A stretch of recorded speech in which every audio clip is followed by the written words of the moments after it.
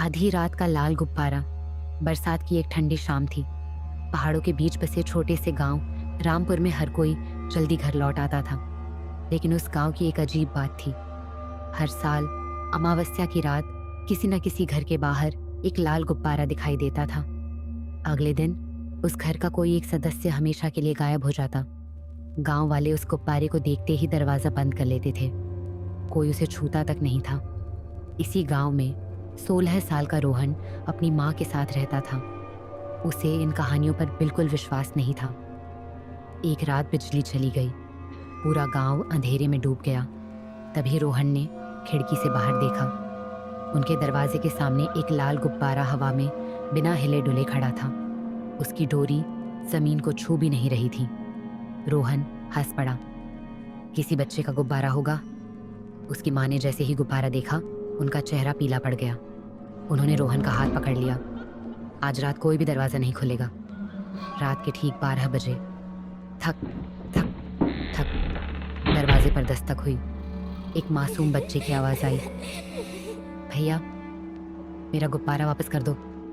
रोहन ने खिड़की से झांका। बाहर कोई नहीं था, सिर्फ वही लाल गुब्बारा।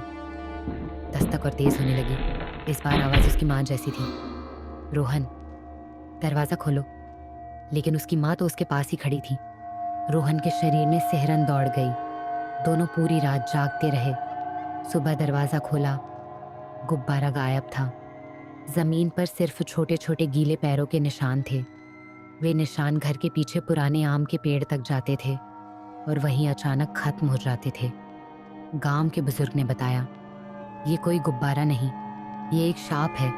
50 साल पहले मेले में एक छोटा बच्चा लाल गुब्बारा खरीदना चाहता था। गुब्बारा बेचने वाले ने उसे धक्का दे दिया। बच्चा पास के पुराने कुएं में गिर गया। उसकी लाश कभी नहीं मिली। तब से हर अमावस्या वह अपना गुब्बारा लेने आता है। रोहन को यकीन नहीं हुआ।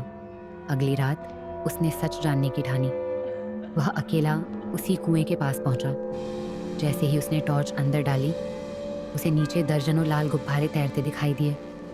हर गुब्बारे के अंदर किसी इंसान का चेहरा था।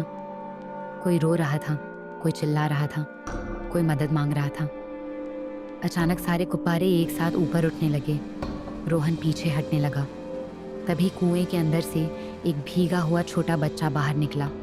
उसकी आंखें पूरी तरह काली थीं। उसने मुस्कुराकर पूछा, क्या तुम मेरा गुब्बारा बनोगे? रोहन भागने लगा, लेकिन उसके पीछे दर्जनों लाल गुब्बारे उड़ने लगे। वह जितना तेज भागता, गुब्बारे उतनी ही तेजी से उसका पीछा करते। किसी तरह वह घर पहुंचा और दरवाजा बंद कर लिया। लेकिन एक गुब्बारा किसी तरह कमरे के अंदर आ चुका था। वह धीरे धीरे रोहन के सिर के ऊपर आकर रुक गया। उसकी डोरी अपने आप नीचे आई और रोहन की कलाई से लिपट गई। रोहन ने पूरी ताकत से डोरी खींची।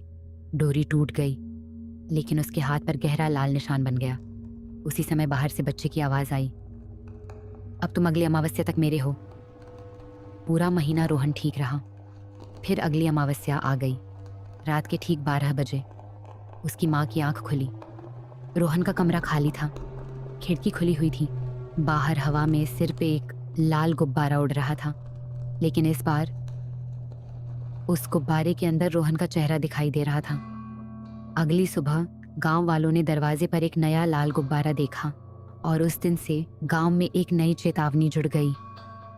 अगर कभी आधी रात को तुम्हारे घर के बाहर लाल गुब्बारा दिखाई दे तो खिड़की से भी मत देखना, क्योंकि जो उसे देख लेता है अगली अमावस्या तक वह उसी का हो जाता है।